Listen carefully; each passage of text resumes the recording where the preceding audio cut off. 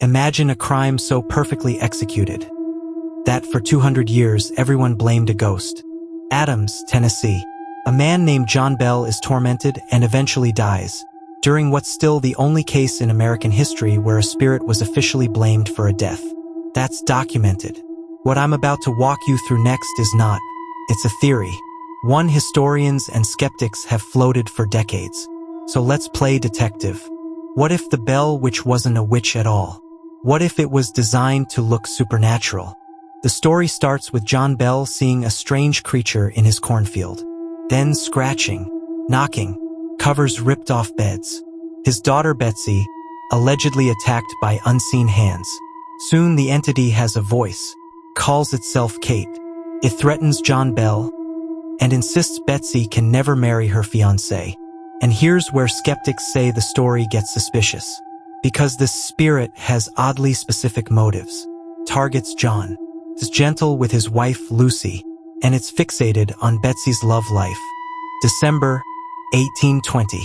John Bell slips into a coma. Beside his bed, a vial of dark liquid. Family lore says it was fed to a cat which died. Historians can't verify this part beyond oral tradition, but it's central to the legend. The town blamed a demon. Skeptics ask, who else was in that room?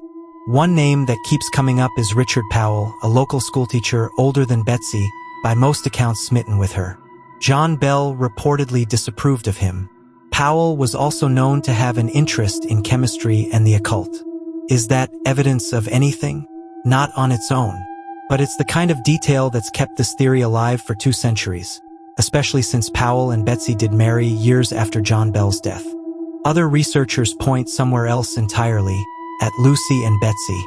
Some psychologists who've studied poltergeist folklore note it often clusters around households under real strain. In an era with essentially no legal protections for women, some have speculated the haunting could have functioned as cover for a family in crisis. This is speculation, not established history, but it's a theory worth sitting with. Even the timing raises questions for skeptics. The activity seemed to intensify whenever visitors came to witness it. Coincidence? Folklore? Or something more deliberate? Nobody knows for certain. What we do know is this.